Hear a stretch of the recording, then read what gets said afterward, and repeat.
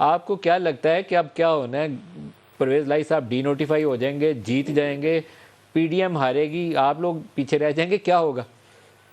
जी बहुत शुक्रिया नदीम साहब। अभी जो मेरे कोलीग साथ आपको बता रहे थे ये बिल्कुल ठीक बात कर रहे थे, बल्कि चौधरी परवेज इलाही साहब भी बहुत एडमायर करते हैं जरदारी साहब को।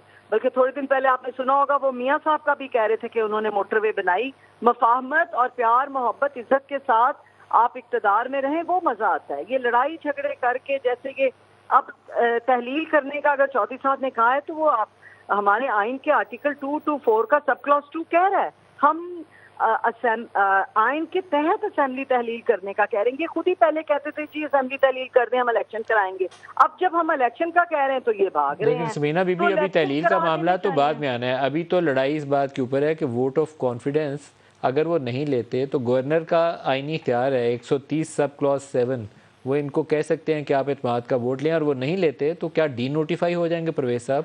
या परवेज क्या परवेज साहब पीपल्स पार्टी और नून लीग से पीडीएम के वोटों से दोबारा वज़ीर आला मुंतखब होना पसंद करेंगे?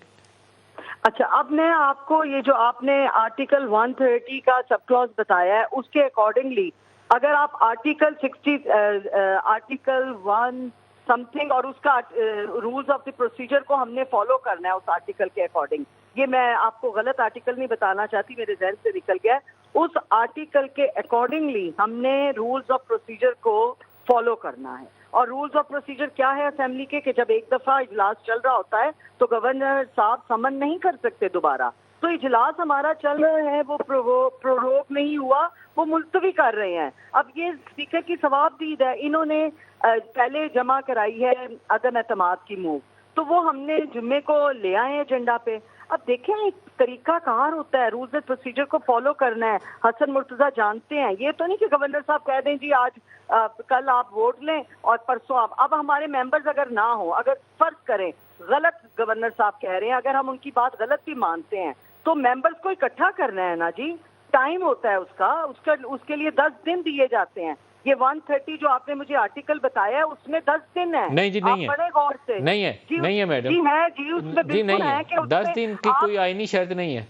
अच्छा, तो क्या शर्त है कि गवर्नर आज कहे और कल सीएम खत्म हो गए? बस उसके अंदर कोई सब क्लॉज ऐसी नहीं है जिसके अंदर टाइम फ्रेम नहीं जी है, उसका सब क्लॉज भी मैं आपको बताती हूँ, आप ढूंढ लीजिए। मैंने क्योंकि वो पढ़ के अभी मैंने टीवी पे दिखाई है, उसके अंदर कोई ऐसी कंडीशन नहीं है। ये एक मंजूर बट्टू का एक फैसला है जिसकी रोशनी में ये 10 दिन की बात की जा रही है, लेकिन यहाँ पर नहीं है वो। और अगर कहीं रूल्स ऑफ बिजनेस के अंदर भी डाला गया हो तो आईनी जो कंडीशन होती है ना आइन के आर्टिकल की। जी जी जी जी हसन मुर्तजा साहब की भी जो आप बात कर रहे हैं, हसन मुर्तजा साहब से भी सुन लीजिए। मेरा ख्याल है स्मीना मिक्सअप हो गई हैं। मेरा ख्याल है ये स्मीना मिक्सअप कर रही हैं। वो 10 दिन का जो है वो कोर्ट ने टाइम वट्टू साहब को दिया था, वो और हालात थे जिसमें वट्टू साहब का डिसीजन आया था और कोर्ट ने उसमें 10 दिन का दिया था।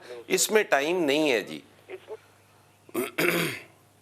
रूल्स एंड प्रोसीजर का आपको बता रही थी, बिल्कुल मेरे भाई ठीक कह रहे होंगे, मिक्सअप भी हो सकता है, लेकिन सब कुछ आईनी तौर पे हो रहा है। ये गवर्नर साहब जो मर्जी कर रहे हैं। नदीम, आपने कल सुना था राना साहब कह रहे थे कि हम सीएम हाउस सीज कर देंगे, कहाँ है उनके सीएम हाउस सीज? एक बात बता दें, बिल्कुल प्रोग्राम एंड के ऊपर है, क्या इस बात के इम्कानात हैं कि अगर पीटीएम ऑफर करती है परवेज इलाही साहब को कि ये तो असम्बलियाँ तोड़ रहे हैं पीटीआई वाले, हम असम्बलियाँ तोड़ाना नहीं चाहते तो हम आपको वोट देते हैं, आप ही वज़ीर आला रहे, इस बात के इम्कानात हैं कि नून लीग और पीपल्स पार्टी परवेज इलाही को वोट करें? जी बिल्कुल ऐसा नहीं है, ऐसा नहीं है। पीडीएम को कभी वोट नहीं करेंगे। और हाँ, एलाय पार्टी जो हमारी है वो आज हमारी पार्लिमानी मीटिंग हुई है, उसमें कैटेगोरिकली चौधरी साहब ने कह दिया कि हम पीटीआई का साथ देंगे।